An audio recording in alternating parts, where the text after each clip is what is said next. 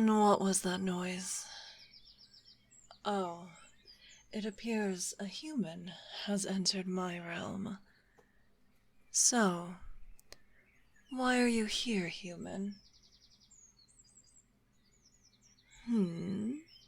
You were walking near an Inari shrine and you fell into this place? One of my servants must have brought you here. Ah, there's the servant who brought you here. My loyal servant, why did you bring this human to my realm?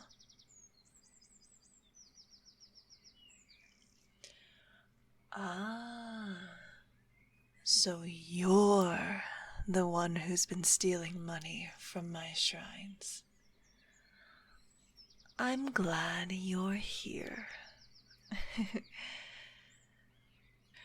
Who do you think I am to judge you? Well, who do you think you are to talk to a goddess like that? Yes, my name is Irena, the goddess of nature. You were brought here by one of my fox servants when you were caught stealing from my shrines. Yes, you've been stealing from Inari shrines. You are right. Inari does not exist. In fact, none of the gods from any religion in the world exist. However, any prayers or money we get from those temples or churches go to us. Any money that is donated at the Inari shrines goes to me. So you've been stealing from me. But now that you're here, I can start properly punishing you. Don't try to start crawling away from me. It's futile. There are several ways I can punish you. I can erase your memories and make you an obedient servant to me. But that is too easy and simple. Besides, how would this be a punishment if you don't remember any of it? I could give you to my servants as a toy. My servants always like something to play with, and if they find out you defiled me, you could become their favorite chew toy. I'm aware how fragile humans are. I could also just chain you up, barely keeping you alive, and take pleasure as you rot away and beg for mercy. However, I only save that one for the most extreme punishments. I know this all sounds terrifying, but this is divine punishment after all. Perhaps I'll go easy on you if you give me back the money you stole. What? You don't have it? You spent it on worthless crap already? You gave it to charity. You stole from me, but you used it for something nice? Why? So, you didn't think that gods existed at all. You thought that giving money to what you thought didn't exist was a waste. So, you just stole it to give it better use? Huh. That's actually kind of nice that you did that. I'm sorry that I was being that harsh on you, but you were stealing, so I sort of have to punish you.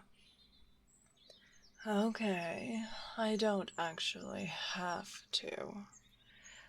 But you are kind of misguided, should we say. You have good intentions, but you have bad ways of doing them. So how about this punishment? I'll make you a god. Yes, I said that. I will make you a deity.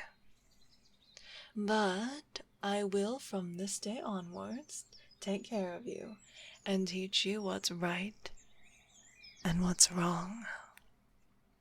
I don't want to turn my back and find out that you've erased half of the human race.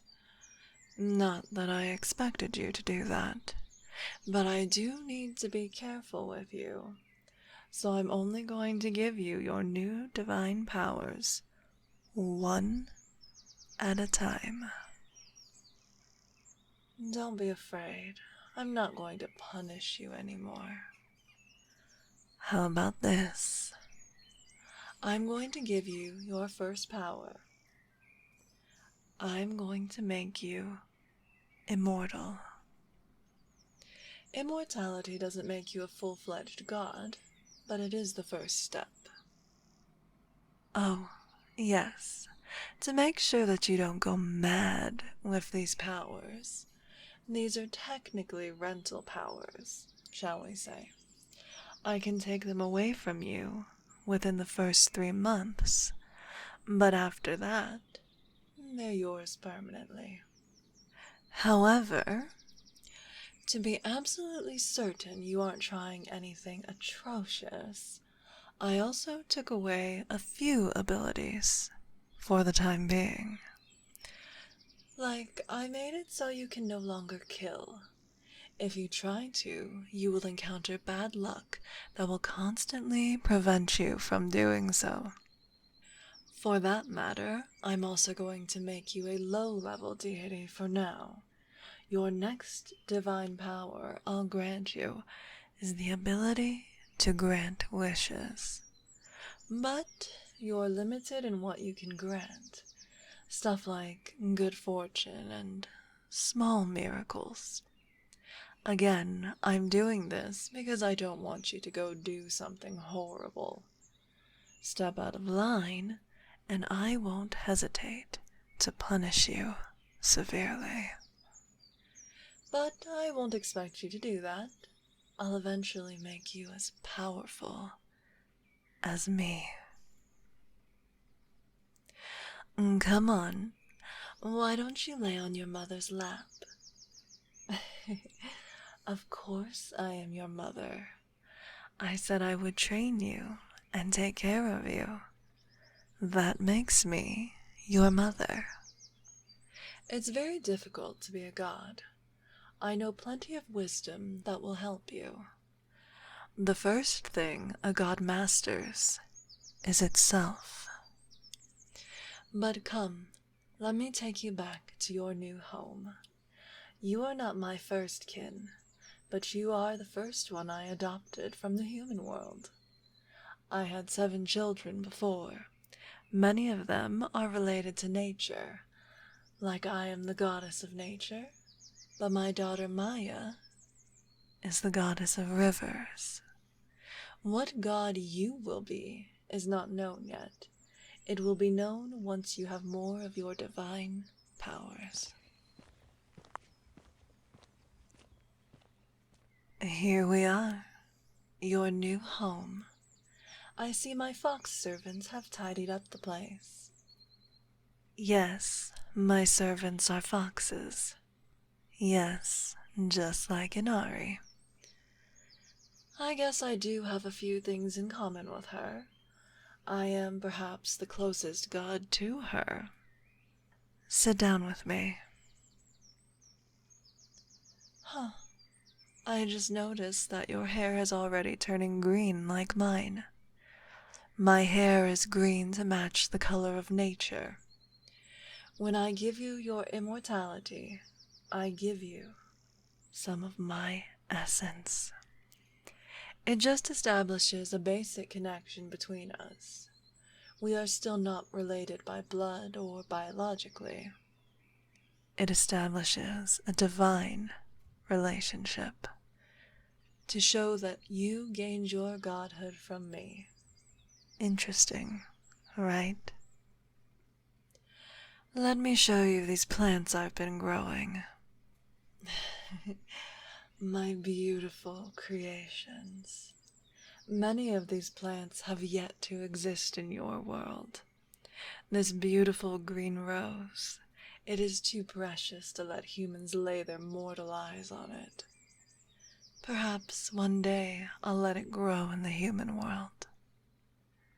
Do you want to smell it?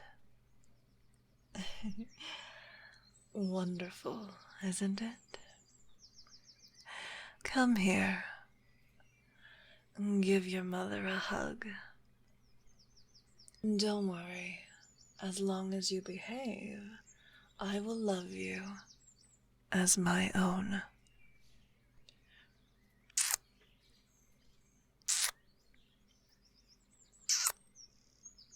Perhaps I'll give you a servant. There you are.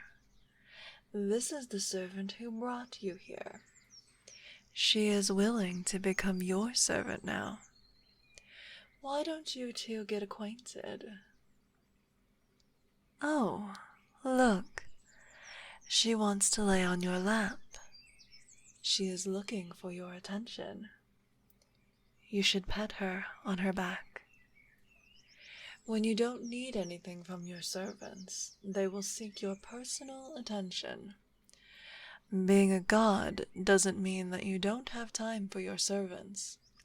If you want to keep your servants loyal, you need to give them your appreciation. This servant you get from me for free. You must gain more servants yourself, but I will teach you how to get more to follow you. There is something I want to show you. Follow me. There is a room I want to show you. You see, this bedroom is where all of my children sleep. Now, it's yours.